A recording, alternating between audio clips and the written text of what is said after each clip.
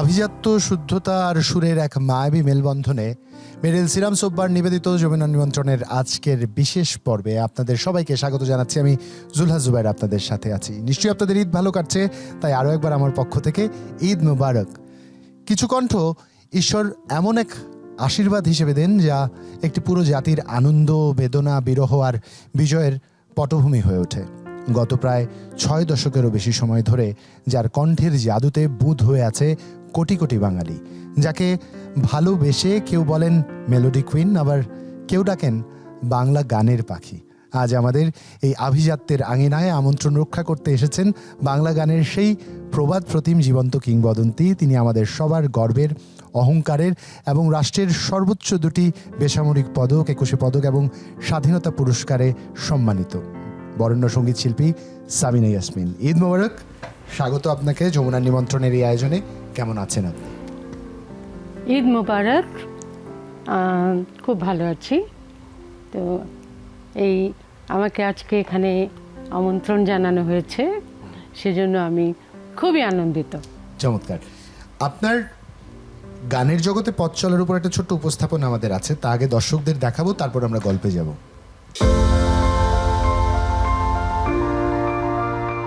তাকে বলা হয়ে থাকে বাংলা গানের মেলোডি কুইন কিংবা বাংলা গানের পাখি।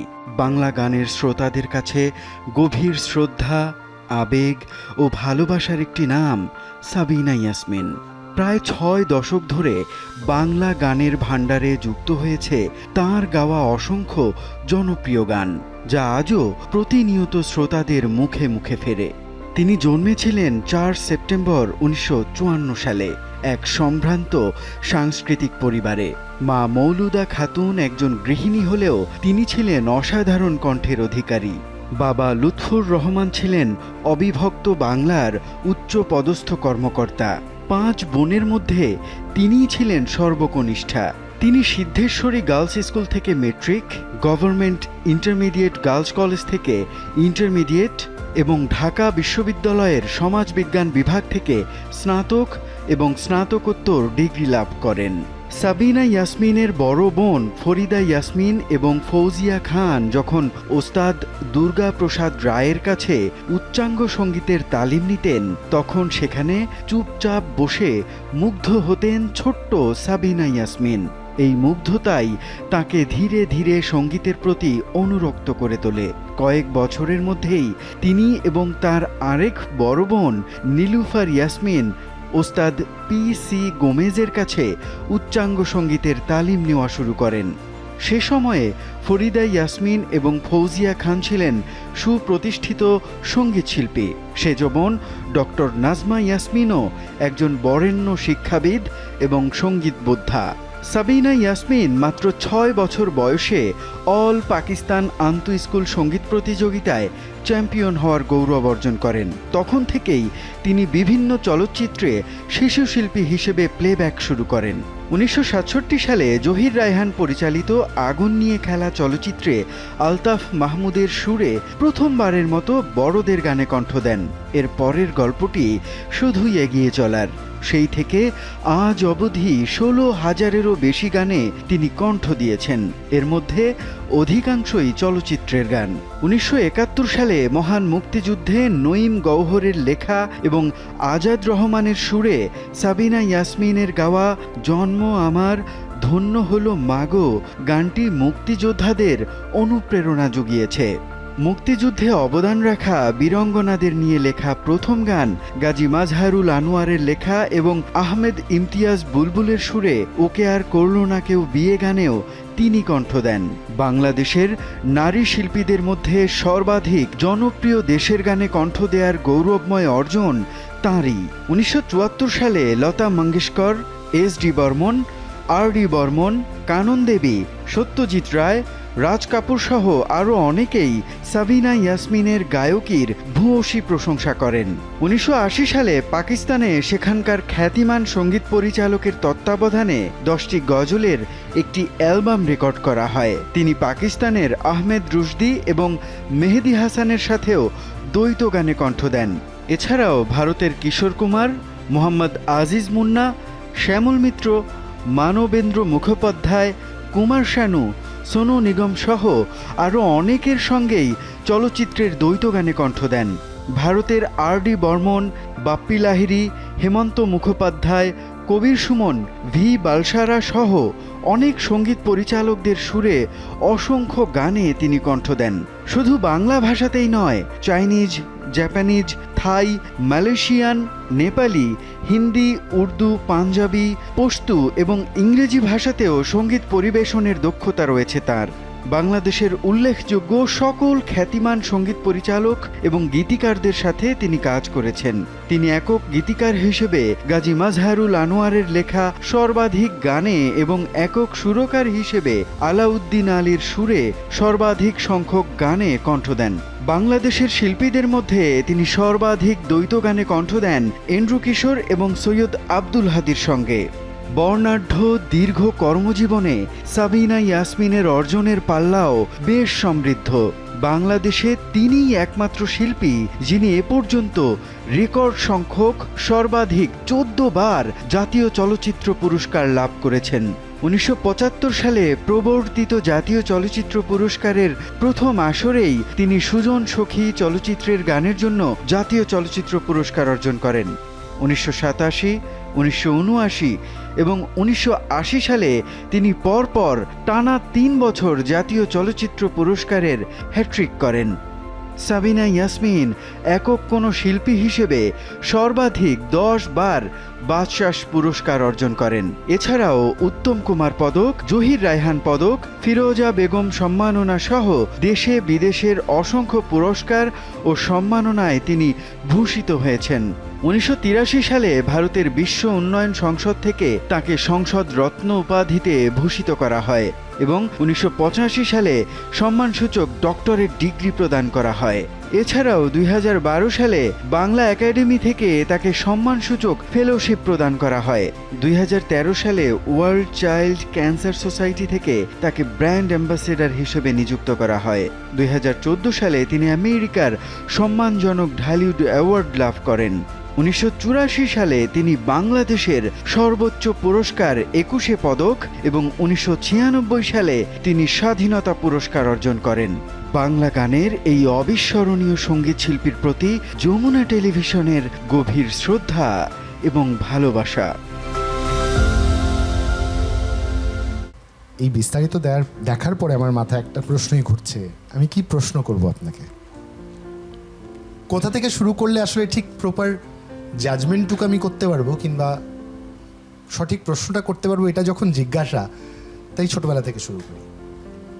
5 বোনের পরিবার, বাসায় একটা চমৎকার আবহ, আপনার মা কণ্ঠ অসাধারণ ছিল, বাবা চমৎকার একটি উচ্চ পর্যায়ে চাকরিও করতেন।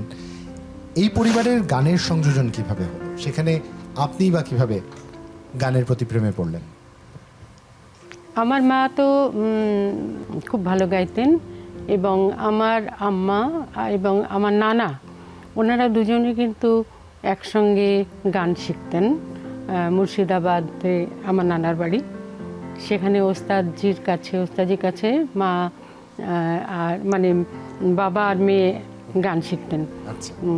তো গানের গলা অসাধারণ ছিল, তো সেভাবে গান শিখতেন। তারপরে বেশ কিছুদিন যাওয়ার পরে তো মার সেই আমলে তো তাড়াতাড়ি বিয়ে হয়ে গেল। বিয়ে শাদী হয়ে যাওয়ার পরে তো আর তখনকার দিনে সেভাবে আর গাইতে পারলেন না, সংসারে ঢুকে গেলেন। তো ফলে আমার খুব ইচ্ছা ছিল যে ওনার ছেলে মেয়ে হলে তাদেরকে উনি অবশ্যই গান শেখাবেন, পড়াশোনার পাশে গানও শেখাবেন। তো সেইভাবে আর কি, আমাদের কোনো ভাই নাই, আমরা 5 বোন। তো আমাদের আম্মা সেভাবেই গান মানে শেখানো আম্মার কাছেই প্রথমে শুরু। আর আরও একটা মজার কথা কি, যে আম্মার সেই আমলে আম্মার কিন্তু বিয়ে হয়েছিল গান শুনে, পাত্রপক্ষ পছন্দ করে গান শুনে। এই গল্পটা একটু শুনি, আমাদের বলবেন কি হলো, ঘটনাটা কিভাবে হলো? ঘটনা ছিল যে আব্বা তখন কলকাতায় খুব সম্ভব সিটি কলেজে পড়াশোনা করতেন, পাশ শেষ করেছেন। তো আবার বিয়ে দিবেন, বিয়ে তো মেয়ে দেখছেন। তো তখন আমার চাচা এসেছেন খবর পেয়ে যে এরকম একটা এক জায়গায় মেয়ে দেখতে যাই চলো। তারপরে মেয়ে তো দেখা হলো মানে কি, সে সময় তো সামনাসামনি দেখতে পারেননি, কথাবার্তা বলেছেন। বলার পরে তারপরে জিজ্ঞেস করেছিলেন যে তুমি কি গান জানো পর্দার ওপার থেকে? তো বলেছিলেন হ্যাঁ জানি। তারপরে বলেছিলেন আমার চাচারা যে একটু একটা গান শোনো, তো উনি গান শোনালেন একটা।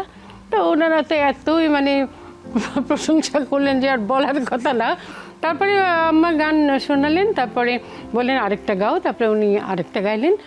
তারপরে এইভাবে ওনারা যখন চলে আসছিলেন তখন আমার নানা বা নানি কেউ একজন বলছিলেন যে মেয়েকে তো দেখলেন না, খালি গানই শুনলেন। বলছে যে মেয়ে এরকম গান গায় তাকে দেখার আমাদের কোন দরকার। বাসায় তো গানের ওস্তাদ আসতেন, সত্য দুর্গাপ্রসাদ আসতেন। হ্যাঁ, তার বাসায় কাছে তো- আনুষ্ঠানিকভাবে শুরু হলো কবে শেখা? বাসায় আমার প্রথমে আমার বড় বোন ফরিদা ইয়াসমিন এবং ফৌজিয়া আপা ওনারা গান শিখতেন। আমরা তখন নারায়ণগঞ্জে ছিলাম, আব্বার চাকরি সূত্রে নারায়ণগঞ্জে ছিলেন কিছুদিন। তো সেখানে ক্লাসিক্যাল শিখতেন ওস্তাদ দুর্গাপ্রসাদ রায়ের কাছে, উনি আসতেন, দুই বোনকে গান শেখাতেন। তো আমি পাশে বসে থাকতাম, নীলুফারও বসে থাকতো, আমরা শুনতাম। আমার সেজ বোনও থাকতো, কিন্তু ওর গান বাজনার চাইতে ওর লেখাপড়ার দিকে বেশি ঝোঁক ছিল। তো এইভাবে বাড়িতে একটা সম্পূর্ণ গানের পরিবেশই একটা ছিল। তো সেভাবে আস্তে আস্তে মানে কানের মধ্যে ঢুকলো, মাথার মধ্যে ঢুকলো গান বাজনা, ওইভাবেই আর কি। আপা আমরা এই গল্পে ফিরবো, তবে একটা বিরতির সময় আমাদের হয়েছে। মেরিল সিরাম সুব্বার নিবেদিত যমুনা নিমন্ত্রণ এই পর্যায়ে একটা বিরতিতে যাচ্ছি, ফিরছি এক্ষুনি, স্টে টিউন। মেরিল প্রথমবারের মতো নিয়ে এলো স্যাফরন সিরাম সোপ বার। প্রতিদিন গোসলে সিরামের উজ্জ্বলতা। মেরিল সিরাম সোপ বার। স্বাগত আরো একবার, দেখছেন মেরিল সিরাম সুব্বার নিবেদিত যমুনা নিমন্ত্রণের এই বিশেষ আয়োজন। আমাদের সাথে আজ অতিথি হিসেবে আছেন আমাদের সবার প্রিয় সাবিনা ইয়াসমিন। তার সাথে আরো একবার গল্পে ফিরতে চাই। আপা একটু শুনি, বাসায় সঙ্গীতের আবহ যতই থাকুক, পড়ালেখার ব্যাপারে আপনার পরিবার কখনো কম্প্রোমাইজ করেনি? কখনো না। মা সম্ভবত একবার আপনাকে বলেও ছিল এমন যে পড়াশোনা না করলে এই বাড়িতে তোমার একদম না। গল্পটা শুনবো। সে বলেছিলেন মানে এমনভাবে বলেছিলেন যে আমি তখন অনার্স পরীক্ষা দিচ্ছি ঢাকা ইউনিভার্সিটিতে। তো খুব রেকর্ডিং চলছে তখন, ফিল্মের গানে সারা রাত তখন রেকর্ডিং হতো, আর সারাদিন ঘুমাতাম, সারা রাত ক্লাসও করতে পারতাম না ভালো করে। যাই হোক, আমার দুজন বন্ধু ছিল, তারা আমাকে খুব সাহায্য করতো নোটস টোটস দিয়ে। তো তখন একদিন দুটো পরীক্ষা হওয়ার পরে মানে খুব মানে এত খারাপ লাগছে, তখন আম্মাকে আমি খুব ভয় ভয় বললাম যে আম্মা আমি আর পরীক্ষা দেবো না, আমি পারছি না, পরীক্ষা দেবো না। আম্মা তো চুপ করে থাকলেন। আম্মা আবার রেগে গেলে তুমি করে কথা বলতেন, এমনি তুমি করে বললেন যে ঠিক আছে, তো তোমার ব্যাগটা গুছিয়ে নাও, সুটকেস টুটকেস। আমি বললাম কেন? বলে তুমি যে পড়াশোনা না করো তাহলে তো এই বাসায় তোমাকে রাখবো না, এখানে তোমার থাকা হবে না, তুমি চলে যাও যেখানে যেতে চাও। ঠান্ডা মাথায় একদম একদম একদম। যাক, এই পর্যন্ত ছিল এটাই ভালো। বাবা পর্যন্ত যে যায়নি, না, বাবা পর্যন্ত যায়নি। বাবা পর্যন্ত গেলে পরিণতি অন্যরকম হতে পারতো। হ্যাঁ। যাই হোক, পড়ালেখা করছিলেন, সমান তালে গানও করছেন। সেই সময় আপনি বেশ প্রতিষ্ঠিত, জনপ্রিয়। বন্ধুদের মধ্যে এই যে একজন তারকার সাথে তারা ক্লাস করছেন, কিংবা শিক্ষকদের মধ্যে কেমন দেখেছেন ঢাকা বিশ্ববিদ্যালয়ের সেই সময়কার চিত্র? হ্যাঁ, সত্যি করে তখন আমার একটু আলাদা কদর ছিল আর কি।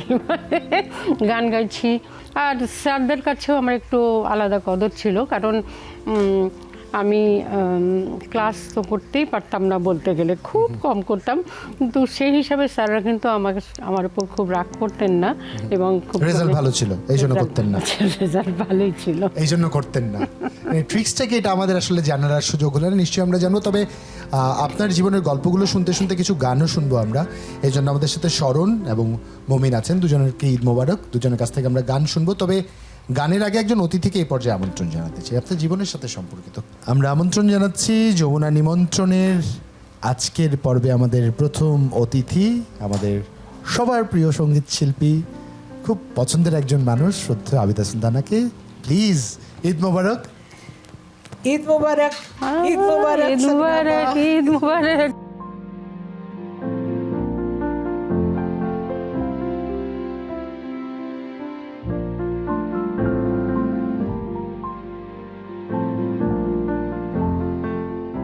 আপনাকে ঈদ মোবারক এবং স্বাগত।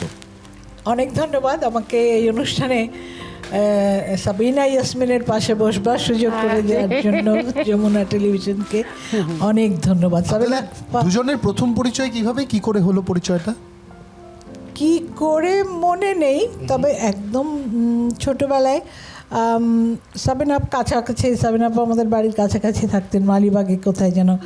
তো অনেক সময় এমন হতো যে কোনো রিহার্সালে যেতে হবে, আর তখন তো রেডিওতে খেলাঘরে সাবিনা আপাও ছিলেন, আমিও ছিলাম, তো রিহার্সাল খুব হতো। তখনকার প্রোগ্রামগুলো রিহার্সাল হতো, রিহার্সাল হয়ে হয়ে একবার হয়েছে মনে আছে আমকুরানি বাও, আমকুরানি বাও লতিফের, সেখানে অনেক অনেক ছোটোবেলায় অনেক জাত ছেলে মেয়ে।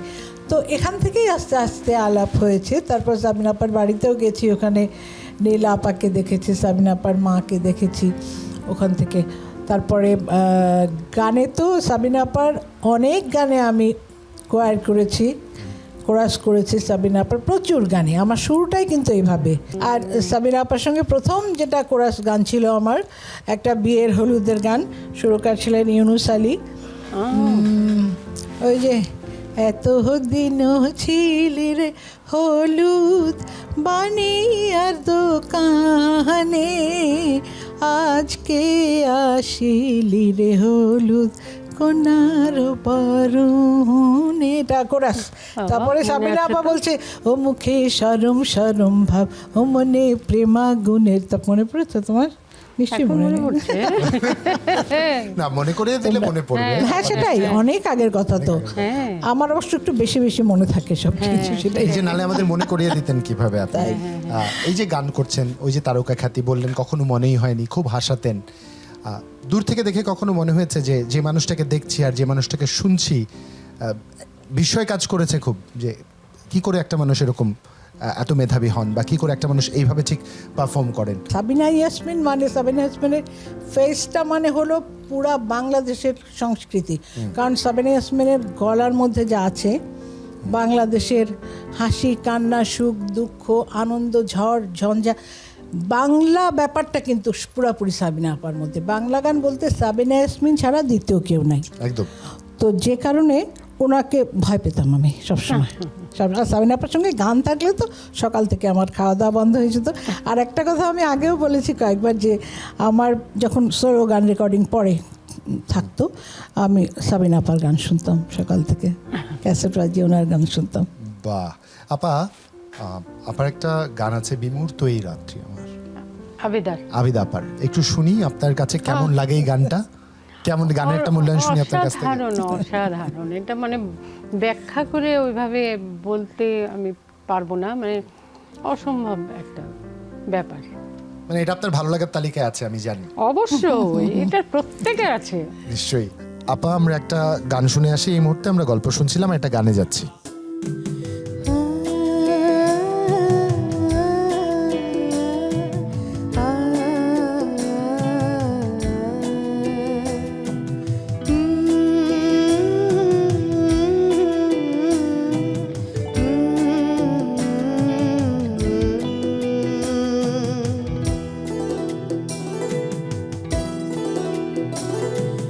শত জনমের স্বপ্ন তুমি আমার জীবনে এলে, কত সাধনায় এমন ভাগ্য মেরে। শত জনমের স্বপ্ন তুমি আমার জীবনে এলে, কত সাধনায় এমন ভাগ্য মেরে, কত সাধনায় এমন ভাগ্য মেরে।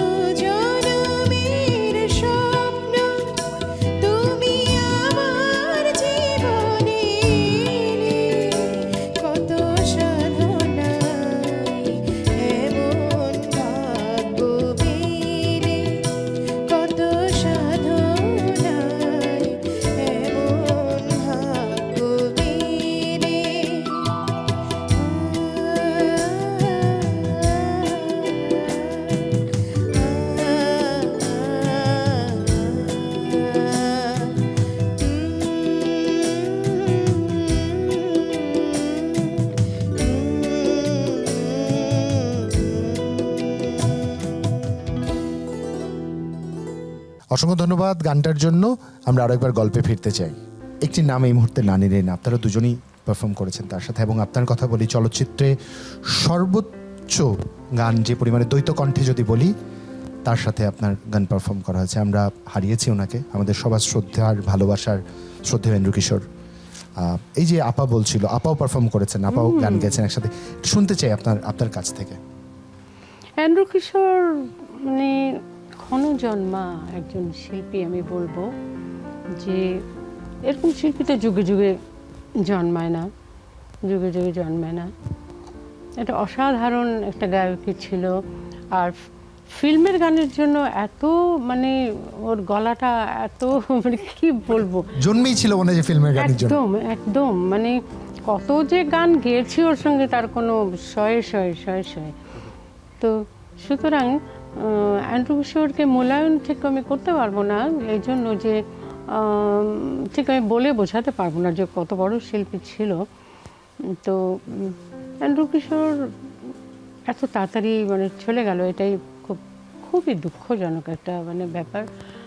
কোথাও মনে হয় কিনা যে পেশাগত জীবনের বাইরে তাকে ব্যক্তিগতভাবে দেখবার সুযোগ হয়েছে?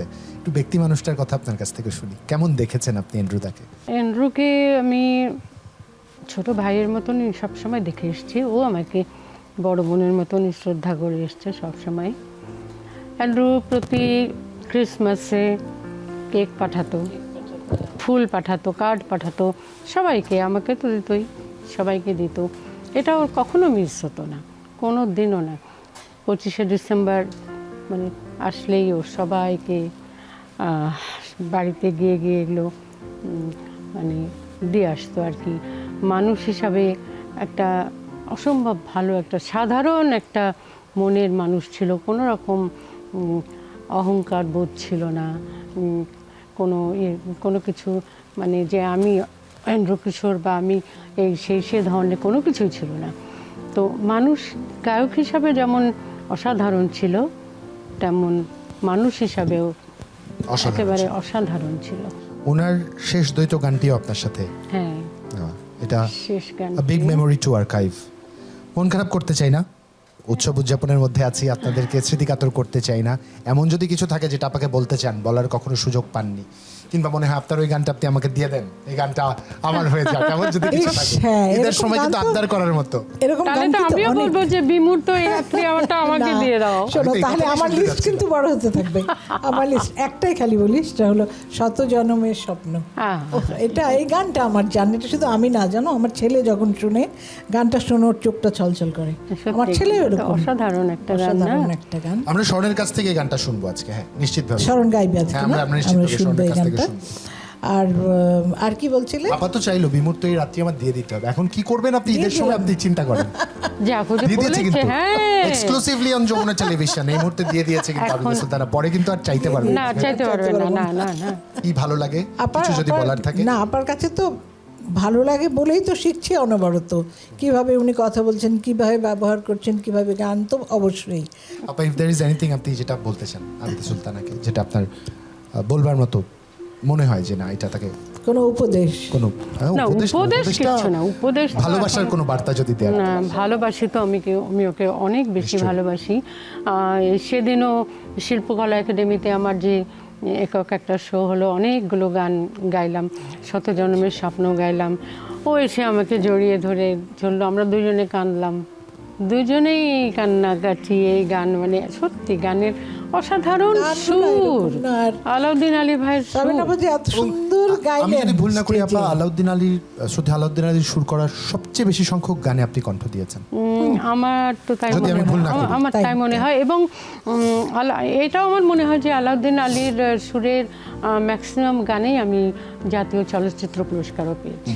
এই প্রসঙ্গে আপনার কাছ থেকে জানতে চাইবো, তবে আপাকে এই পর্যায়ে ধন্যবাদ দিতে চাই, যেহেতু আপার ঈদের উদযাপন চলছে, ঈদের রাতে ওনাকে আর আটকে রাখতে চাই না। ধন্যবাদ আপনাকে এসে সময় দেবার জন্য। ওকে, থ্যাংক ইউ ভেরি গান মাচ। তো আদান প্রদান হয়ে গেলে আমাদের ঈদ সালামি আমাদেরকে দিয়ে যান, তাহলেই হবে। আমি আগে নিয়ে নেই। আচ্ছা, আমি আগে, হ্যাঁ আপনি নিয়ে তারপর আমাদের কাছে ঠিক পৌঁছে আছে, দিন, ঠিক তাহলে। Thank you, Miss আছে, ঠিক আছে, Appa. ঠিক আছে, ঠিক আছে, খুদা হাফেজ।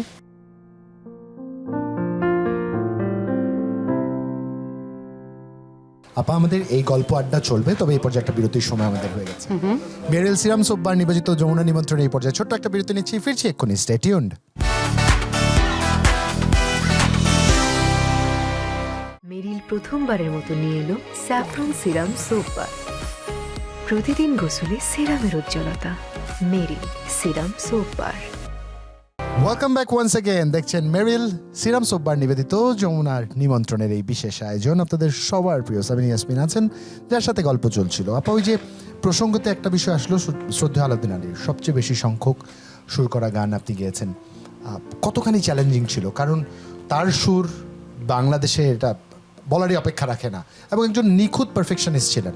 এখন আমরা অনেকেই প্রতিবেশী অনেক রাষ্ট্রের পারফেকশনিস্ট হিসেবে নিজেদেরকে বলতে শুনি, কিন্তু উনি সত্যিকার অর্থেই পারফেকশনিস্ট ছিলেন এবং কখনোই কম্প্রোমাইজ করেননি। এই সুনাম তার আছে। কতখানি চাপের ছিল ওনার সাথে কাজ করা? ওরে বাবা, ভীষণ খুঁতখুঁতে ছিলেন, কারণ নিজে খুব ভালো গাইতেন তো। নিজে যারা ভালো গান তাদের কাছ থেকে গান তোলা বেশ একটু কঠিন ব্যাপার। তো উনি একদম মানে 100% মানে পারফেক্ট চাইতেন প্রতিটি গান। এবং প্রথম দিকে তো আমরা মানে রিহার্সাল করতাম একটা গান 2 দিন 3 দিন, তারপরে আমরা রেকর্ডিংয়ে আসতাম। এবং ওনার ছায়াছবির প্রথম ছায়াছবির প্রথম গানটা কিন্তু আমি গেয়েছিলাম, হ্যাঁ, কিন্তু সেই ছবিটা হয়নি। এবং গানটা একটা দেশের গান ছিল, ও আমার বাংলা মাতর আকুল করা রূপের সুধায়। হ্যাঁ, এই গানটা কিন্তু ফিল্মের গান ছিল। আচ্ছা, উনি প্রথম এই ছবিতে সুর করে একটা ছবি পেয়েছিলেন, বললেন যে আমি একটা ছবি পেয়েছি। রিলিজ হয়নি যেহেতু স্মৃতির পাতা থেকে কোনো কারণে বিস্তৃত হয়েছে, তারপরে বলছিলেন। কিন্তু ভীষণ মানে আসলে খুব পারফেকশনিস্ট ছিলেন, অসম্ভব রকমের। সর্বোচ্চ সংখ্যক জাতীয় চলচ্চিত্র পুরস্কার, 14টি জাতীয় চলচ্চিত্র পুরস্কার আপনার ঝুলিতে। এমন এই পুরস্কারের তালিকা বলে আমি শেষ করতে পারবো না, আমার স্মৃতি বিস্তৃত। বাদশাহ পুরস্কার 10 বার, 21 পদক, স্বাধীনতা পুরস্কার, পাশ্চাত্যের বিভিন্ন দেশের থেকে আপনি সম্মানিত হয়েছেন, ডিলিট উপাধি পেয়েছেন আপনি, মানে সম্মানসূচক ডক্টরেট পেয়েছেন। বাসায় কত বড় আপনার শোকেসটা রাখার জন্য আমরা একটু জানতে চাই। এবং কোনটা নিয়ে প্রশ্ন করলে আপনি খুশি হবেন আমাকে বলেন, কারণ এত প্রশ্ন করে তো শেষ করতে পারবো না। না, বাসায় আসলেই জায়গা হচ্ছে না। মানে এখন তো আরোই হচ্ছে না, ওই কিছুদিনের মধ্যে তো আরো অনেকগুলো মানে লাইফ টাইম অ্যাচিভমেন্ট, তারপরে আরো বেশ কিছু পুরস্কার পাওয়া গেছে, ওগুলো সত্যি আর রাখার জায়গা পাচ্ছি না আর কি। ঠিক আছে, তাও ভালো। এবার আপনি ঘোষণা দিয়ে বলে দিন, আমার যথেষ্ট হয়েছে, আমাকে আর দিও না, এবার অন্যদের। হ্যাঁ, মনে হয় সেটাই বলতে হয়। আপা, আপনারা যাদের সাথে কাজ করেছেন চলচ্চিত্রে, ধরেন আপনি হঠাৎ করে একজন শিশু শিল্পী থেকে কিন্তু transform into a professional playback artist, এরকম হয়েছে আপনার সাথে। ওটা রেয়ার একটা কেস, যে একটা শিশু শিল্পী হিসেবে পারফর্ম করছি, চলচ্চিত্রে প্লেব্যাক শুরু করলাম। তখন যাদের সাথে কাজ করে, এই গল্পটা একটু আগে শুনি আপনার কাছ থেকে, তারপরে প্রশ্নটা পরে করছি। আমি তো ওই যে তখন ছোটদের আসরে গান করি, রেডিওতে খেলাঘর নামে একটা অনুষ্ঠান, সেখানে গান করি। তো একটু বড় হয়েছি, ক্লাস 7-8-এ পড়ছি, কিন্তু তখনও খেলাঘরেই গান করে চলেছি। তা আমার আর ভালো লাগছে না, দূর কি, একটু তো বড় হয়েছি, এখন তো আর ওই সব পুতুল, তারপরে ফুল, রসগোল্লা, এসব নিয়ে আর গান ভাল লাগছে না, এখন একটু মনটা একটু অন্যরকম আর কি। তো তখন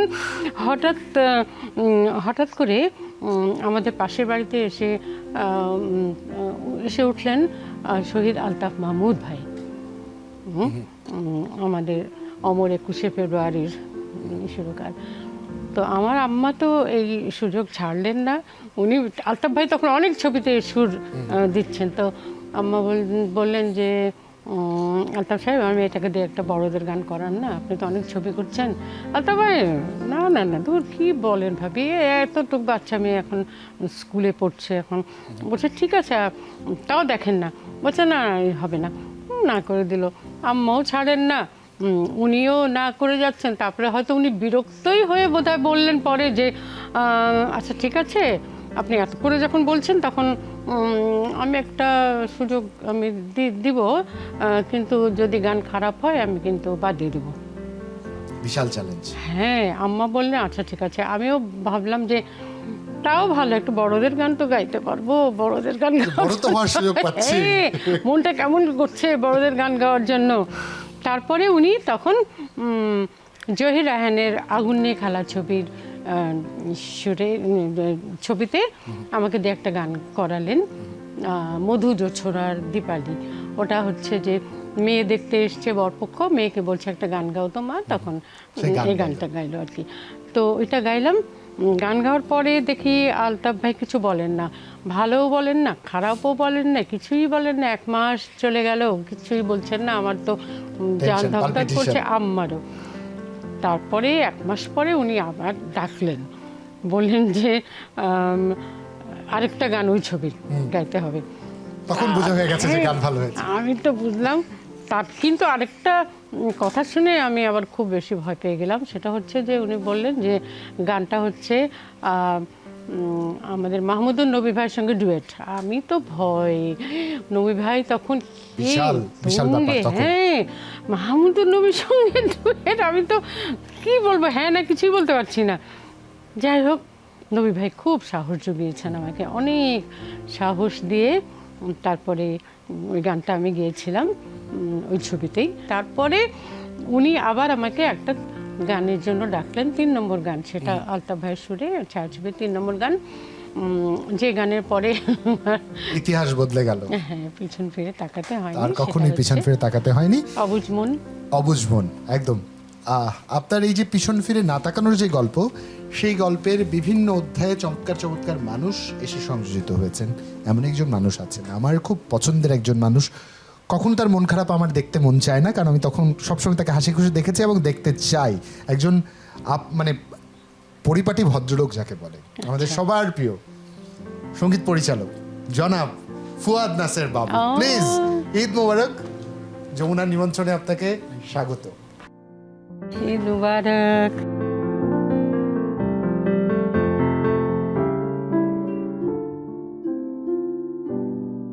বাবু ভাই, ঈদ কেমন কাটছে প্রথমে একটু বলেন। বেশ ভালো। ভালো কাটছে।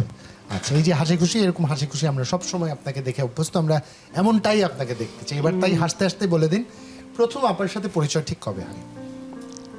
অনেক আগে, 74 সাল থেকে বোধ হয় একটা অনুষ্ঠানে গেছিলাম বৌড়া, আপনার মনে আছে? ও তাই, আপনি, মনে আছে তোমার? আদি ভাই, খুশিদ ভাই, ওরা গেছিলেন, আমরা আমাদের একটা ছোট দল নিয়ে গেছিলাম। সেই থেকে প্রথম পরিচয়। তারপর যখন ফিল্মে টিভি রেডিওতে সেশন মিউজিশিয়ানের বাজানো শুরু করলাম, তখন তো নিয়মিত দেখি। আপা, গল্পটা ঠিক এখানটায় থাকুক, আমরা একটা গান শুনে আসি, তারপর আবার গল্পে ফিরবো।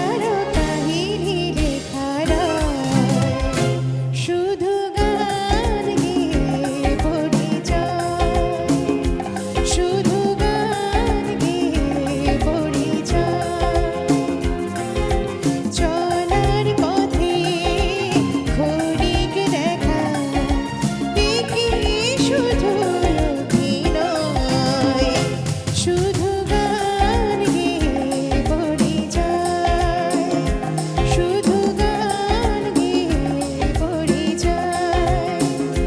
লা লা লা লা লা লা লা লা, লা লা লা লা লা লা লা।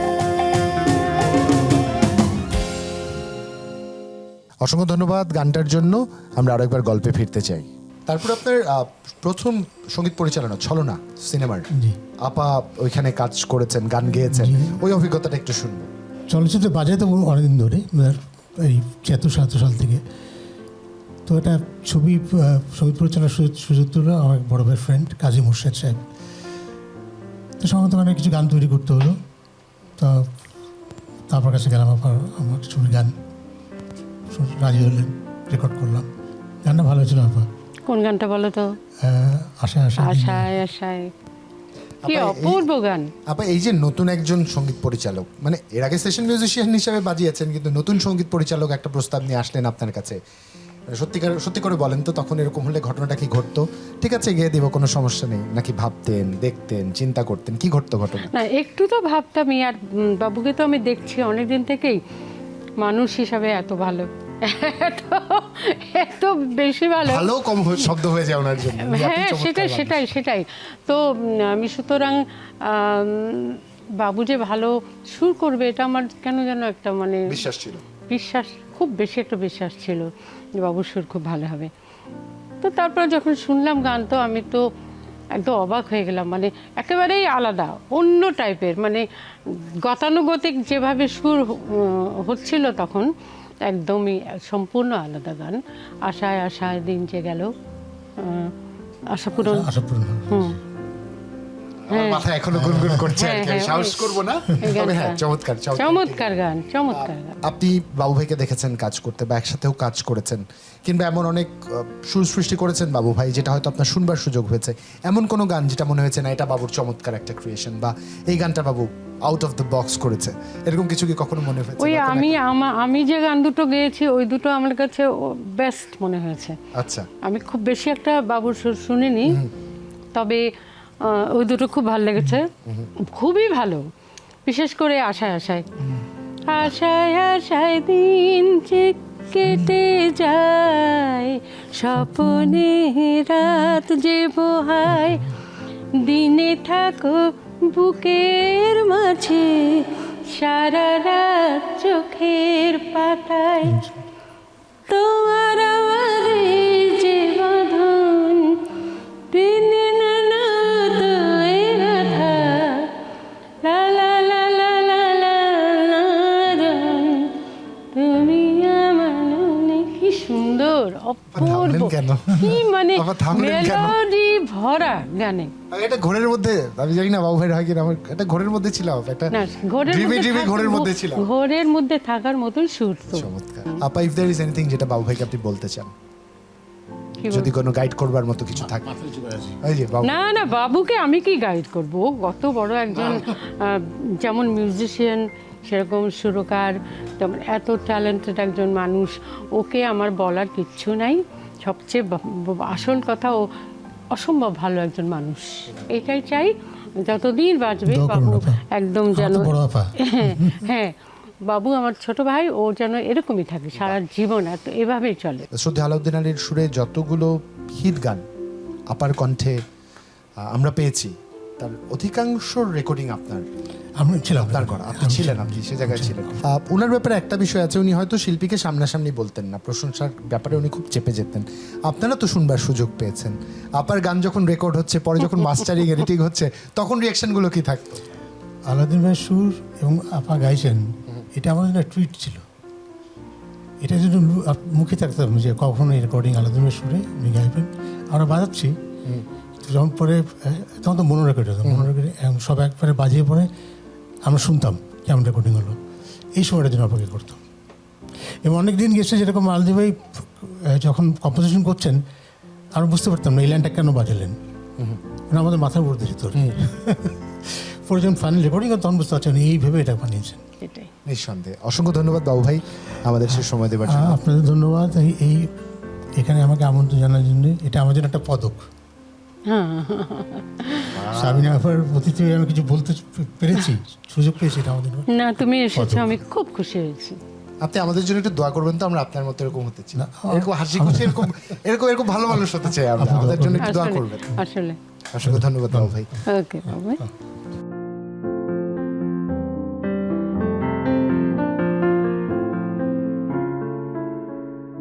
আপা আমাদের এই আড্ডা চলবে, তবে একটা বিরতির সময় আমাদের হয়েছে। দর্শক, মেরিল সিরাম সোববার নিবেদিত যমুনা নিমন্ত্রণ এই পর্যায়ে একটা বিরতিতে যাচ্ছি, ফিরছি এক্ষুনি, স্টে টিউনড। মেরিল প্রথমবারের মতো নিয়ে এলো স্যাফরন সিরাম সোপ বার। প্রতিদিন গোসলে সিরামের উজ্জ্বলতা। মেরিল সিরাম সোপ বার।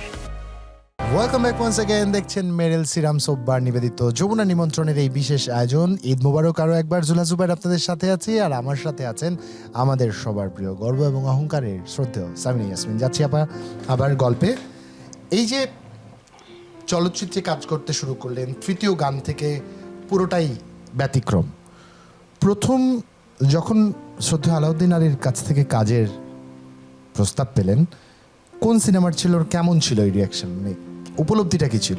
কোন গান যে ওনার আবার প্রথম গিয়েছিলাম খুব একটা মনে পড়ে না।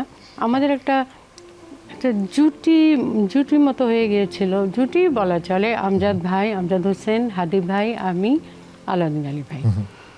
আমরা আমজাদ ভাইয়ের ছবির সমস্ত গানগুলো আমরাই গাইতাম। আলাউদ্দিন ভাই সারা রাত জেগে জেগে সুর করতেন, এবং মানে প্রত্যেকটা গান এত পপুলার হতো। আপা, আমরা একটা গান শুনে আসি। এই মুহূর্তে আমরা গল্প শুনছিলাম, একটা গানে যাচ্ছি।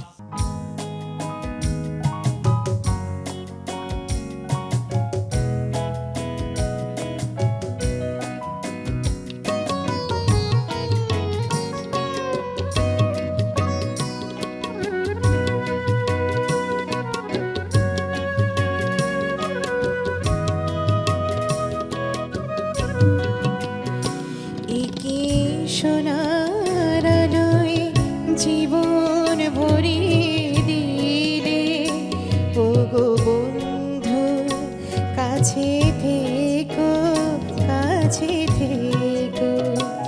একে সোনার আলোয় জীবন ভরিয়ে দিলে, ওগো বন্ধু কাছে থেকো, কাছে থেকো।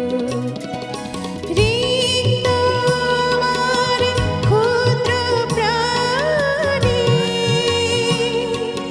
তোমার আখিটি রেখো, ওগো বন্ধু কাছে থেকো, কাছে থেকো। একে সোনার আলোয় জীবন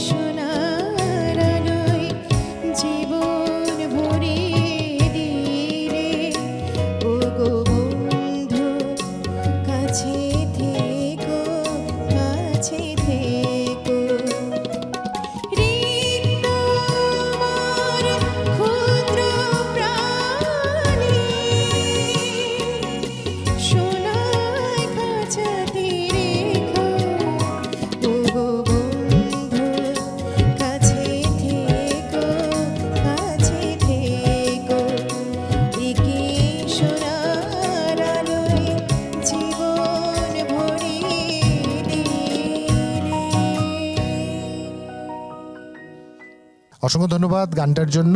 আমরা আরো একবার গল্পে ফিরতে চাই। একজন অতিথি আছেন, আমরা আমন্ত্রণ জানাতে চাই যমুনা নিমন্ত্রণের এই পর্যায়ে পরবর্তী অতিথি ডাক্তার অরূপ রতন চৌধুরী। স্যার, ঈদ মোবারক। আমন্ত্রণ যমুনা নিমন্ত্রণে। ঈদ মুবারক।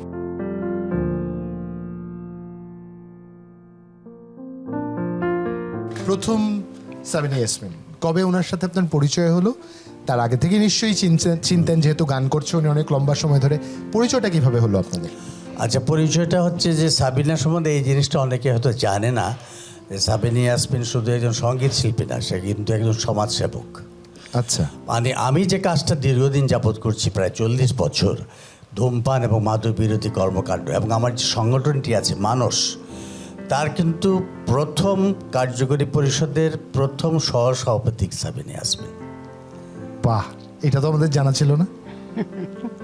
এবং আমি 1987 সালে আমেরিকাতে ড্রাগ অ্যাবিউজের উপরে একটা লং প্রোগ্রামে যাই, আবার 7-8টা স্টেটে আমি প্রোগ্রাম করি। আমি দেশে ফিরে এসে 89 থেকে আমার মানস সংগঠনটি হয়। তখন সাবিনার একজন খুব ঘনিষ্ঠ বান্ধবী ছিল প্রয়াত, তার প্রতি আমি অনেক শ্রদ্ধা জানাচ্ছি, অঞ্জনা, নায়িকা অঞ্জনা, এবং তারা খুব গুড ফ্রেন্ড ছিল তখন। এবং তাদের দুজনকেই কিন্তু আমি মানস সংগঠনের সঙ্গে নিয়ে আসি। দুজনই ভাইস প্রেসিডেন্ট ছিল মানসের, এবং আমাদের তখন সাধারণ সম্পাদক ছিলেন ইলিয়াস কাঞ্চন। ছেলে মেয়েদেরকে বলি যে দেখো, ধূমপান থেকে মানুষের কত ক্ষতি হয়, মাথার চুল থেকে পায়ের নখ সমস্ত অঙ্গ প্রত্যঙ্গ নষ্ট হয়, তারপরে মাদকাসক্তি হয় ধূমপান থেকে।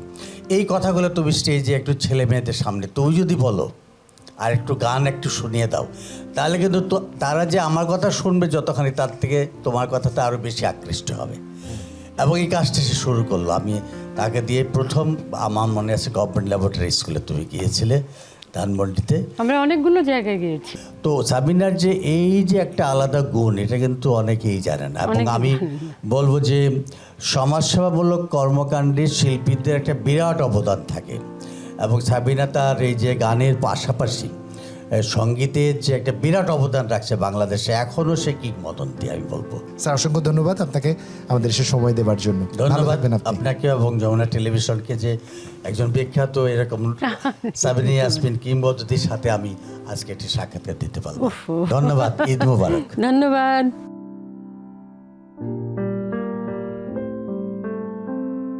আপনারা যখন কাজ করছেন তখন রেডিওর একটা বিশাল প্রভাব ছিল যখন আপনি কাজ করতে শুরু করলেন, এবং আমি যতটা জেনেছি রেডিওতে কাজ করা মানে বিশাল চাপের ছিল। লাইভ রেকর্ড হবে, লাইভ অর্কেস্ট্রা হবে, সবাই একসাথে কাজ করবেন।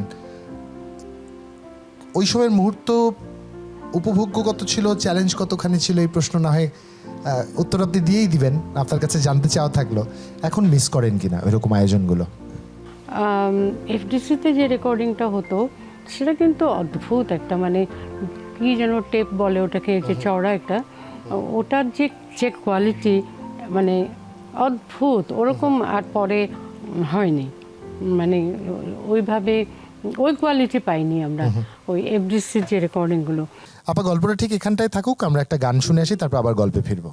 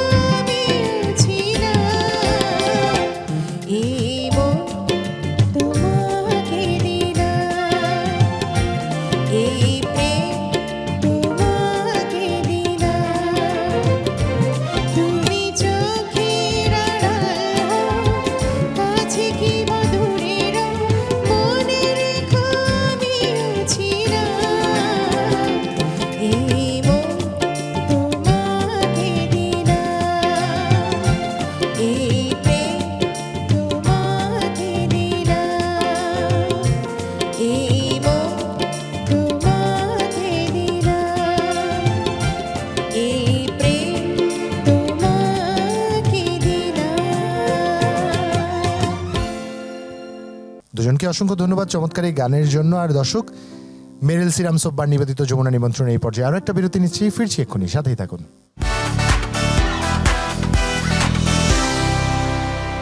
মেরিল প্রথমবারের মতো নিয়ে এলো স্যাফরন সিরাম সোপ বার।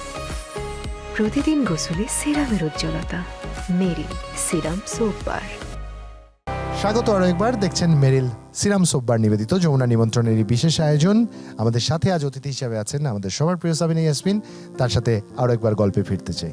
আপা, একটু জানতে চাই, যেই সময়টা আপনারা কাজ করছেন, যখন আমাদের বিনোদনের মাধ্যম চলচ্চিত্র কিংবা রেডিওতে ছিল, তখন শ্রোতা দর্শক যেভাবে সমাদর করতেন আমাদের পারফর্মারদেরকে, এখন কি কিছুটা পরিবর্তন এসছে, নাকি এখনো ঠিক একইভাবে আমরা যাদের ছোঁয়া যায় না, যাদের দেখা যায় না, তাদেরকে এখনো ঠিক একইভাবে ভালোবাসি? আমি তো অনেকের কথা মনে করি যে বড় বড় বিখ্যাত কিংবদন্তিদেরকে আমি যদি একটু সামনে দেখতে পেতাম বা কথা বলতে পারতাম, এরকম অনেকে। সঙ্গীতের যেন কে, মানে আমাদের দেশ বাদই দিলাম, প্রতিবেশী রাষ্ট্রের কার কার সাথে যেন তার এখনো কাজ করা হয়নি, একটু বলেন তো। I will take the names and you have worked with them. এমন কেউ নেই যারা আমাদের আরাধ্য নয়? মানে কিশোর কুমারের সাথে আপনি কাজ করেছেন, আর.ডি. বর্মনের সাথে, বাপ্পি লাহিড়ীর সাথে, এস.ডি. বর্মনের সাথে, কেউ বাদ যায়নি। আমার খুব প্রিয় আর্টিস্ট শ্যামল মিত্র, তার সঙ্গে আমি যে গান গাইতে পেরেছি, এটা মানে আমার বিশাল একটা পাওনা। এরকমটা একটা গান এই মুহূর্তে মাথায় ঘুরছে, যদি দুটো লাইন শোনান। ছেড়ো না দেব না গো যেতে থাকো আমার কাছে। ছেড়ো না দেব না গো যেতে থাকো আমার কাছে। ও তুমি ছাড়া বলো গো, তুমি ছাড়া বলো গো, কে আর আমার আছে গো সুজন, থাকো আমার কাছে। ছেড়ো না দেব না গো যেতে থাকো আমার কাছে। কি চমৎকার সুন্দর গান। থাকে না, মানে সামনে থেকে বসে শুনলে বিমোহিত হয়। কিশোর কুমারের সাথে গান গাওয়ার অভিজ্ঞতাটা শুনবেন। কিশোর কুমারের সঙ্গে গান করব, মানে কেমন একটা আতঙ্ক কাজ করছে ভিতরে। তো যাই হোক, রিহার্সাল আমরা একসঙ্গে করিনি, রিহার্সাল আলাদা আলাদাভাবেই করেছি। কিন্তু আমি বলছিলাম যে আর.ডি. বর্মনদাকে বলছিলাম যে কিশোরদা আগে গেয়ে নিক, পরে আমি গাইব। তো কিশোরদা নাকি বলেছেন যে না, আমি তো কোনখান থেকে রেকর্ডিং করে যেন আরেকটা রেকর্ডিং করে আসবেন, তুমি ভয়েসটা নিয়ে নাও, তো আমি পরে ভয়েস দেবো। তো তারপরে আমি গান গাইছি, হঠাৎ করে উনি ঢুকলেন। আমি তো মানে গান গাইবো কি কি করবো বুঝতে পারছি না। উনি তখন মানে একটা সিল্কের পাঞ্জাবি এবং লুঙ্গি পরতেন, একই কাপড়, একই কালারের, একটা ইয়েলো একটা গেরুয়া টাইপের একটা পরে। তারপরে উনি আসলেন, তারপরে উনি তো গান শুনে খুব প্রশংসা করলেন। বাংলা হিন্দি দুটোই গিয়েছিলাম একই সুরে। হিন্দি দুটো গান ছিল ওই ছবিতে, দুটোই মানে বাংলা এবং হিন্দি। তো খুবই প্রশংসা করলেন। কিশোরদাকে নিয়ে কথা বলছিলাম, ওনাকে তো হাজির করতে পারবো না, আরেকজন কিশোর আছেন আমাদের সাথে, ওনাকে একটু হাজির করতে চাই। আত্মসহকর্মী আমন্ত্রণ জানাচ্ছি যমুনা নিমন্ত্রণের এই পর্যায়ে আমাদের পরবর্তী অতিথিকে। কিশোরদা, ঈদ মুবারক। কিশোর, ঈদ মুবারক, ঈদ মুবারক।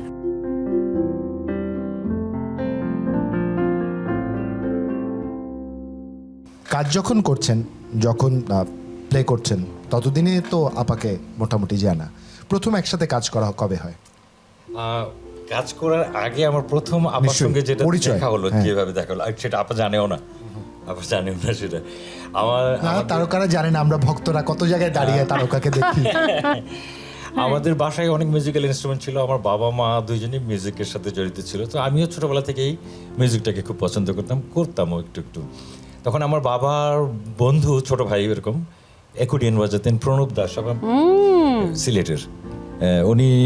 ওনাকে ঢাকাতে নিয়ে আসলো এবং বাংলাদেশ বেতারে ছিল। তো একদিন আমি বললাম যে কাকু, আমাকে একদিন নিয়ে যান না আপনাদের দেখার জন্যে। তো বললো ঠিক আছে, তো চল কালকে চল। তখন তো রাত্রেবেলা রেকর্ডিং হতো, সারা রাত। সারা রাত থাকতে পারবি? আমি বললাম হ্যাঁ। গেলাম সে এফডিসিতে রেকর্ডিং, অনেক প্রায় 50-60 জন মিউজিশিয়ান বসে আছে, বিশাল হল রুম।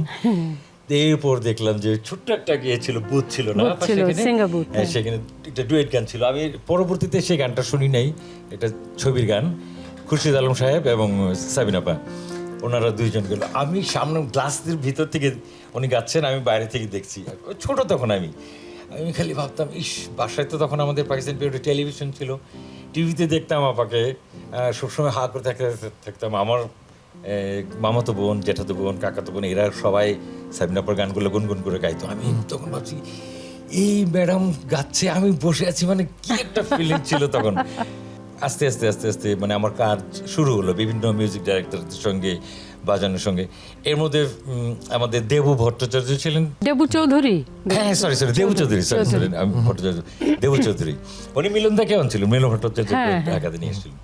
তো আমাকে বলে যে তুই চল, কোথায়? বলে যে সাবিনা আপার সঙ্গে বাজাবি। আমি তো ভয় টয় শেষ, কিন্তু একটা অ্যাডভান্টেজ ছিল কি, ওনার গানগুলো এত কমন, এতবার শুনেছি আমরা, এতবার শুনেছি যে আমার না ভিতর থেকে একটা সাহস হলো যে আমি ভুল করবো না। আর তখন আমরা হয়েছি, তখন আমরা লিখে বাজাতাম, সব নোটেশন করা থাকতো। তো তখন গেলাম, আমার সঙ্গে ফার্স্ট পরিচয় হলো। আর আমি একটু মজার কথাটা তো বলতাম, আপা আমাকে ভীষণ লাইক করলো। আপাকে তো সবাই আর্টিস্ট হিসাবে আপনারা জানেন, শি ইজ দ্য লিজেন্ড, বাংলাদেশের পতাকা বহন করে নিয়ে। এক সাবিনা ইয়াসমিন মানেই বাংলাদেশ। ইয়েস। তো আমি সাবিনা ইয়াসমিনকে কিন্তু অন্যভাবে জানি। এটা আমরা একটু জানতে চাই। সে কখনো সে আমার বড় বোন, কখনো আমার অভিভাবক, কখনো আম্মু, মানে ইট ডিপেন্ডস। আমি সিঙ্গার যে ওই অত দূর পর্যন্ত, কারণ আমি খুব ক্ষুদ্র, ওইটার মূল্যায়ন আমি করতে পারবো না। কিন্তু আবার থেকে যেটা পাই আমি, যে স্নেহ, মায়া, মমতা, দরদ যেটা পাই, এটাও আমার কাছে অনেক অনেক অনেক কিছু। আপা গল্পটা ঠিক এখানটায় থাকুক, আমরা একটা গান শুনে আসি, তারপর আবার গল্পে ফিরবো। মমিন শরণ। তুমি যে আমার কবিতা, আমারও বাঁশির রাগিনী, আমারও স্বপন আধো জাগরণ, চিরদিন তোমারে চিনি। তুমি যে আমার কবিতা, আমারও বাঁশির রাগিনী, আমারও স্বপন আধো জাগরণ, চিরদিন তোমারে চিনি। তুমি যে আমার কবিতা,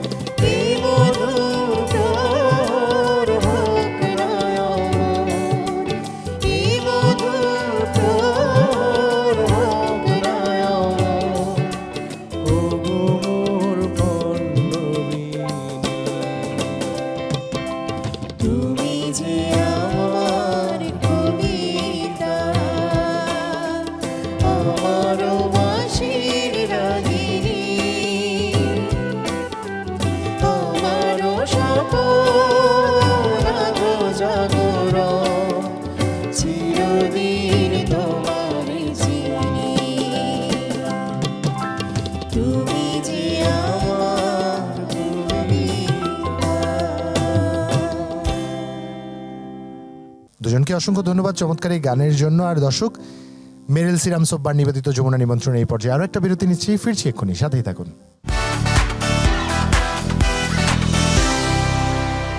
মেরিল প্রথমবারের মতো নিয়ে এলো স্যাফরন সিরাম সোপ বার। প্রতিদিন গোসলে সিরামের উজ্জ্বলতা। মেরিল সিরাম সোপ বার। স্বাগত আরো একবার, দেখছেন মেরিল সিরাম সোব্বার নিবেদিত যমুনা নিমন্ত্রণের বিশেষ আয়োজন। আমরা আরো একবার গল্পে ফিরতে চাই। এমন কোথাও বাংলা ভাষাভাষী নেই যেখানে আপা যাননি, আপনার হয়তো বাজানোর সুযোগ হয়নি, খুব রেয়ার। এমন কোনো মজার গল্প যেটা স্টেজে হয়েছে? আপার সঙ্গে তো অনেক ঘটনা আছে, আগে ক্ষমা চেয়ে নেই। এরকম অনেক ঘটনার মধ্যে আমি এটা শুধু শুধু সাবিনা আপা বলে, অন্য কেউ হলে আমাকে পিঠে হাড্ডি ভেঙে দিত। আপা যখন একটু শরীর একটু অসুস্থ থাকে বা অনেক সময় হয় কি এত বড় বড় জার্নিগুলা উনি যে ও একদিন থেকে তারপর শো করবে এটা উনি চায়ও না। বললো যে আমি যাব 2 দিন রেস্ট করব, দেন আমি শো করব আবার এরকম। তো এখন আমাদের বাকি যারা মিউজিশিয়ানস আছে এরাও তো সবাই বিজি ঢাকাতে, মানে 2 দিন এক্সট্রা এরকম থাকা। তো সবসময় বলে একই শো তুমি যাও আপার সঙ্গে চলে যাও। এরকম আপার সঙ্গে আমি আর আপা যাইতাম আগে যে ওই দেশে 2 দিন থাকতাম, তারপর বাকি মিউজিশিয়ানরা আসতো, আমরা রিহার্সাল করে প্রোগ্রাম করতাম। এরকম যাওয়ার পথে মানে ঘুমটুম হয় নাই। তারপরে একটা জায়গায় যে ফ্লাইট চেঞ্জ করছি, আমি ওয়াশরুমে গেছি, ঘুমাই গেছি, মিস করেছে ফ্লাইট, ওয়াশরুমে ঘুমাচ্ছে। আবার চলে গেছে, কতক্ষণ ওয়েট করবে, খুঁজে পুরো এয়ারপোর্টে পায় না আমাকে, চলে গেছে। তারপর আমি যখন আমার সেন্স আসলো কি ঘুম কেন, আমি উঠে তারপর গেলাম, আমাকে ইমিগ্রেশন অফিসার ইয়ালা বারা এরকম ফ্লাইট নাই, 70 আওয়ার্স আপা প্রায় 3 না আমি টিকিট সামার টাইম, কোনো সিট নাই, কত কষ্ট করে একে হাতে পায়ে দিলে না 72 আওয়ার্স বসেছিল এয়ারপোর্টে। 70 ঘন্টা, আর 2 ঘন্টা হলে 3 দিন হতো। হ্যাঁ 70 ঘন্টা এয়ারপোর্টেই। টার্মিনাল ছবিটা দেখছেন না, সেম আমার জীবনে এরকম ঘটনা। ঘুমের একটা মাস্টার, সেটা অনেক ঘুম খুব এক্সপেন্সিভ হয়ে গেল। হ্যাঁ সেটা অনেক কষ্ট বিশাল ঘটনা, এরকম অনেক ঘটনা আছে। আর মজার ঘটনা তো বহুত। এসব অসংখ্য ধন্যবাদ, আপনি এসে সময় দিয়েছেন। যমুনা টিভিকে অনেক ধন্যবাদ, আমার মতন একজন সামান্য যন্ত্রশিল্পীকে এখানে উপস্থিত করছেন আপনারা। থ্যাংক ইউ সো মাচ আপনাকেও। আপা থ্যাংক ইউ সো মাচ, সুন্দর একটা ঈদ কাটুক আপনার। দেখা হবে আবার আমাদের খুব শীঘ্রই। নিশ্চয়ই। ওকে, ভালো থেকো কিশোর। ঈদ মোবারক। ঈদ মোবারক।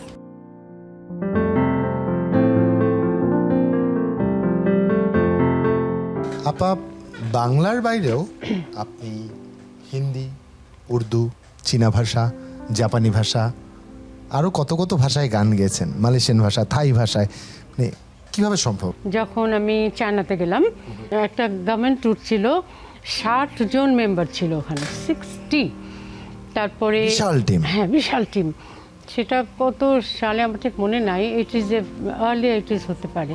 তারপরে তো গেলাম, তো সেখানে তো সবাই আমাদের যার যার পারফরমেন্স, সবাই যার ইয়ে করলো, পারফর্ম করলো। তারপরে আমি চাইনিজ গানটা গাইলাম।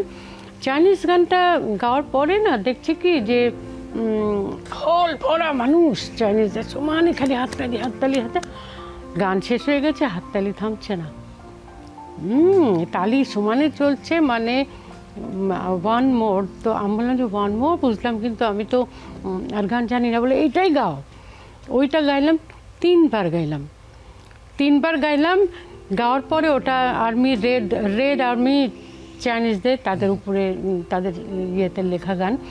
তারপরে আমি ভাবলাম যে সেই একটা গানই বারবার গাইছি। তো আমার হোটেলের রুমে যে মেয়েটা মানে ক্লিনার আসতো, ওকে আমার কেন যেন মনে হলো এই দেশে তো সবাই মোটামুটি গান জানে হয়তো। তো আমি ওকে বললাম, তুমি কি গান জানো একটু? হ্যাঁ একটু জানি। বললাম একটা গান তুলে দিতে পারবা? বলে কি যে হ্যাঁ ঠিক আছে। আমরা ছোটো, বেশি বড় একটা গান উঠিয়ে দাও না। তারপরে ও আমাকে আরেকটা গান তুলে দিল। The Sabina Yasmin learning a song from a cleaner. Wow. তারপরে ওটা তো আমি ওই গানটার পরে যখন এই তালি থামে না, তখন আমি ওইটা করলাম। কি মিষ্টি একটা গান ছিল। হ্যাঁ, গানটা ছিল লাং ইয়া মালাং তা লাং ইয়া ওয়াং হো আন পিয়ান শি ইয়া মা শি বঙ্গ নদীর উপরে। কতক্ষণে গানটা তুলেছেন আপনি? এই গানটা বেশিক্ষণ লাগেনি, আরেকটু বড় গানটা। তারপরে তো এটা গাইলাম, তারপরে তো মানে একেবারে কি মানে একটা হই হই পড়ে গেল। ভাগ্যিস চায়না যে আপনাকে রেখে দিতে চায়নি। হ্যাঁ, রেখে দিতে চাইনি, কিন্তু অনেকটা রেখে দেওয়ার মতন একটা কাণ্ড। আচ্ছা আপা, গল্পটা ঠিক এখানটায় থাকুক, আমরা একটা গান শুনে আসি, তারপর আবার গল্পে ফিরবো। মমিন শরণ।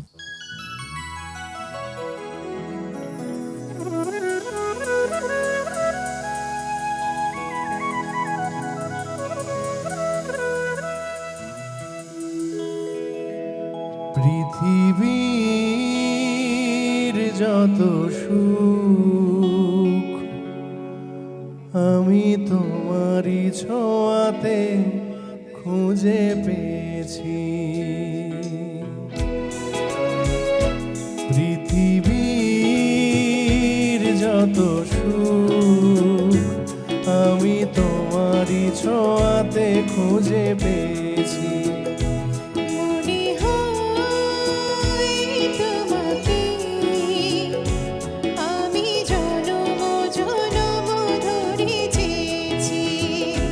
পৃথিবীর যত সুখ আমি তোমারই ছোঁয়াতে খুঁজে পেয়েছি।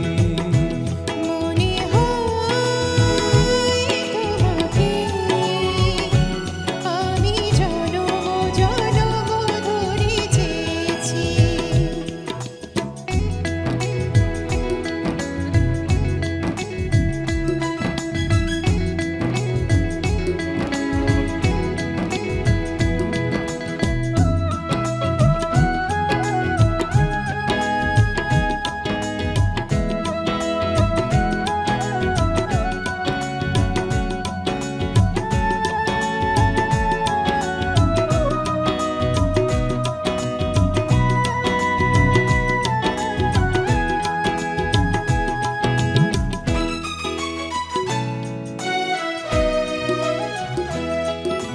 শুধু যে তোমারই সাথী হবে আমি তো এসেছি জগতে।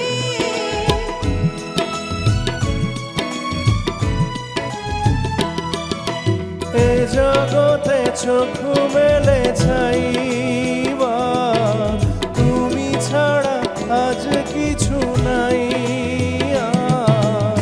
তোমারই কাছে আমি রয়েছি। ও জীবনে মরণে সাথী হয়েছি। মনে হয় তোমাকে আমি জনম জনম ধরে চেয়েছি। পৃথিবীর যত সুখ আমি তোমারই ছোঁয়াতে খুঁজে পেয়েছি।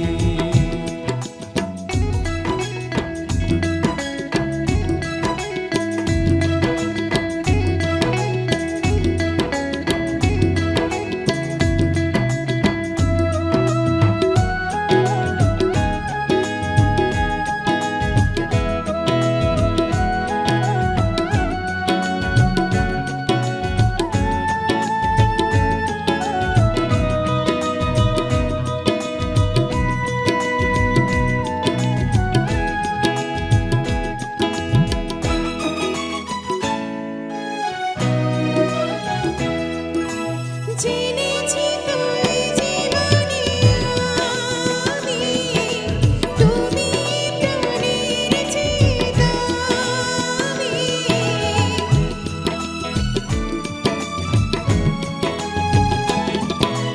জীবনে তো ফুরাবে না আশা মরণেও রবে ভালোবাসা। জীবনে মরণে সাথী হয়েছি। ও তোমারই কাছে আমি রয়েছি। মনে হয় তোমাকে আমি জনম জনম ধরে চেয়েছি। পৃথিবীর যত সুখ আমি তোমারই ছোঁয়াতে খুঁজে পেয়েছি।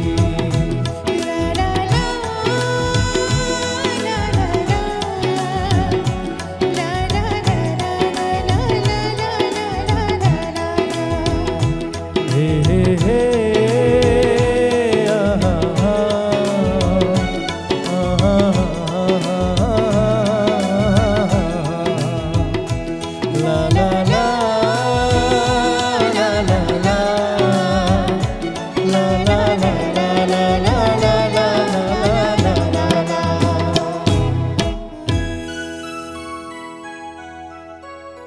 অসংখ্য ধন্যবাদ গানটার জন্য। আমরা আরো একবার গল্পে ফিরতে চাই। আমাদের যে কটা শো করার কথা ছিল আমরা তো করলাম বিভিন্ন জায়গায়, পিকিং, তারপরে বেইজিং, তারপরে কোথায় কোথায় যেন মনে নেই আর। তো সেখানে করার পরে আমাদের সব শো শেষ, তখন ওখানকার গভর্নমেন্টের লোক এসে বললেন যে তোমরা যদি কিছু মনে না করো, আমাদের তখন টিম লিডার ছিলেন শামসুল হুদা চৌধুরী, তো উনাকে এসে বললেন যে তোমরা লাস্ট একটা অনুষ্ঠান আমাদের জন্য করে দাও। এই অনুষ্ঠানটা আমরা পুরো চায়নাতে আমরা টেলিকাস্ট করব শুধুমাত্র ওই চাইনিজ গানটার জন্য। তখন ওই আবার লাস্ট একটা গান আমরা লাস্ট একটা অনুষ্ঠান আমরা বিশাল করলাম ব্যাপার। আর কি। হ্যাঁ, এটা একটা বিশাল ব্যাপার, এবং ধন্যবাদ আপনাকে। আপনার ওই স্বপ্রণোদিত চেষ্টাটুকু আমাদের সংস্কৃতির বিশ্বায়নের ক্ষেত্রে একটা বিশাল অবদান রেখেছে। আপা, একদম শেষ পর্যায়ে আছি অনুষ্ঠানের। প্রাপ্তির খাতায় আপনার না পাওয়া বলে আমাদের শ্রোতাদের কিচ্ছু জানা নেই। আমরা জানি না, আপনি হয়তো ব্যক্তি মানুষটা বলতে পারবেন। জীবনের একটা হিসেব আমরা সবাই মিলাই কম বেশি, জীবনের একটা খতিয়ান আমরা সবাই টানি, হয়তো আপনিও আপনার অবসরে টানেন। এমন কোনো না পাওয়া, এমন কোনো অতৃপ্তি, এমন কোনো আক্ষেপ কি আছে যেটা মনে হয়েছে যে না, এরকম না হলেও তো পারতো, বা এটা তো এমন হলেই ভালো হতো? সত্যি কথা বলতে কি, সেরকম আক্ষেপ আমার তেমন আক্ষেপ নাই বলতে গেলে আমি বলছি যে আমি যেরকম ভালোবাসা পেয়েছি মানুষের, যেরকম শ্রদ্ধা, সম্মান, ভক্তি পেয়েছি, এগুলো তো অতুলনীয়, এগুলো তো মানে একদম আনপ্যারালাল, একদম এটার কোনো ইয়ে নেই। শুধু ব্যক্তিগত ব্যাপার নয়, আমার একটা ব্যাপার আমি একটু খারাপ লাগে যে এই দেশে আমাদের সঙ্গীতের জন্য গান হতে পারে, লিরিক হতে পারে, সুরকার হতে পারে, আমাদের না কোনো রয়্যালটি নাই। গানের কোনো রয়্যালটি এখনও নাই, কিচ্ছু নাই। রয়্যালটি সিস্টেমটা যদি চালু হতো, এটা গভর্নমেন্ট না করলে হবে না, এটা চালু হলে আজকে আমাদের আব্দুল আলিম ভাইয়ের পরিবার, তারপরে আমাদের আব্দুর রহমান বয়াতি ভাইয়ের পরিবার, কাঙালিনী সুফিয়ার পরিবার, এরা তো এভাবে এতটা মানে খারাপ থাকতেন না, আরও অনেকটা ভালো থাকতেন। খুবই স্বাভাবিক একটা বিষয়। আপনার দর্শক শ্রোতা আপনাকে শুনছে, যদি কিছু আপনার বলবার থাকে তাদের।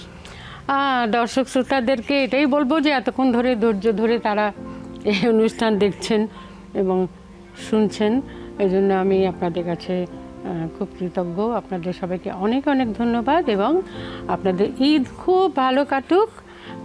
সবাইকে অনেক অনেক ঈদের শুভেচ্ছা জানাচ্ছি। আশা করি আবার কোনো এক সময় দেখা হবে। ঈদ মুবারক। আমি একটু আমার দর্শকদের কাছ থেকে বিদায় নিয়ে নিই। বাংলা গান শুনেছেন আর সাবিনা ইয়াসমিনের গান শুনেননি, এমন বাংলাদেশি খুঁজে পাওয়াটা খুব কঠিন। একটা গান শুনলেও দেশাত্মবোধে কিংবা দেশের প্রতি ভালোবাসা উদ্বুদ্ধ হলেও আপনার একজন সাবিনা ইয়াসমিনকে শুনতেই হবে।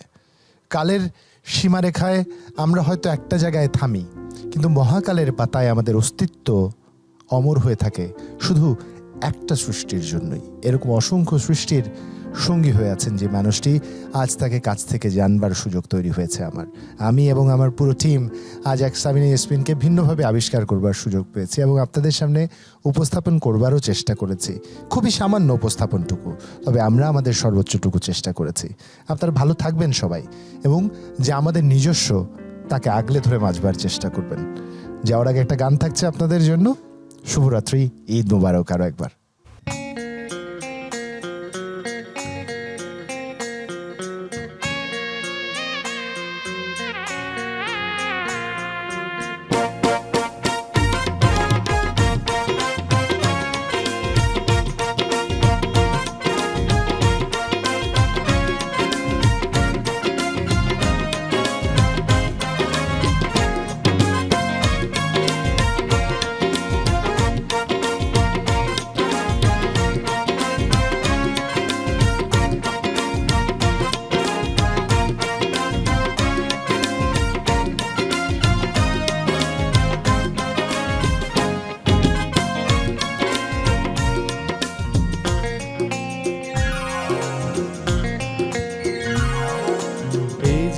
জীবনে যারে চেয়েছি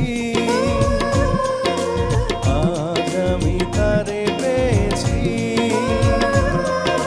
তুমি আমার সেই তুমি আমার তোমারে খুঁজে পেয়েছি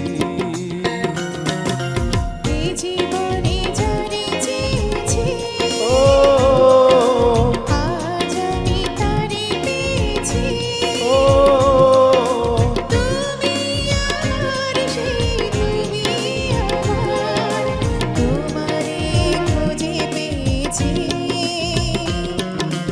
এই জীবনে যারে চেয়েছি আজ আমি তারে পেয়েছি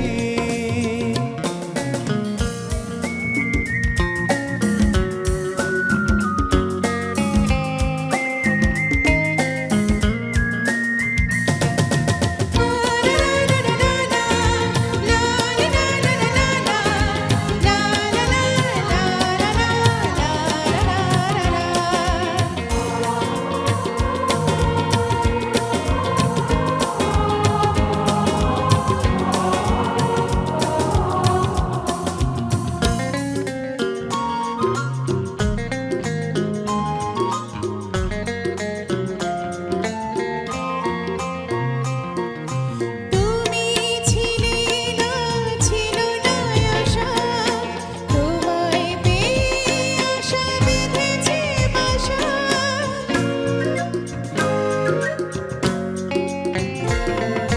তুমি ছিলে না ছিল না আশা তোমায় পেয়ে আশা বেঁধেছে বাসা ফোটালে আমার মুখে সুখের ভাষা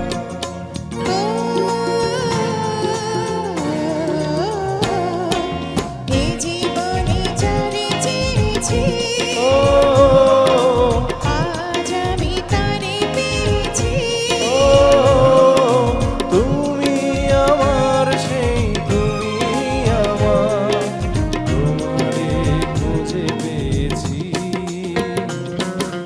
এই জীবনে যারে চেয়েছি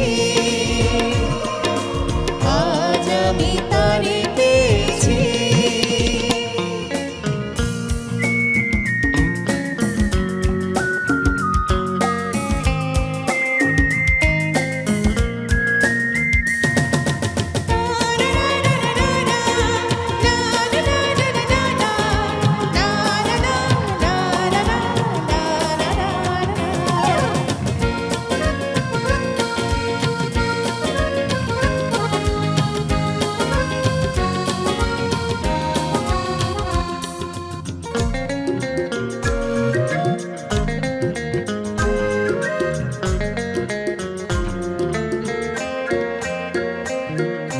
তুই নয়নে নয়নে শুধু প্রাণের প্রিয় তুমি রাঙা বধূ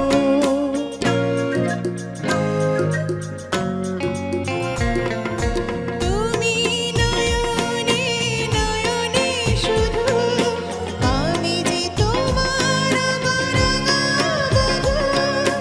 করেছ আমায় গো কোন জাদু ও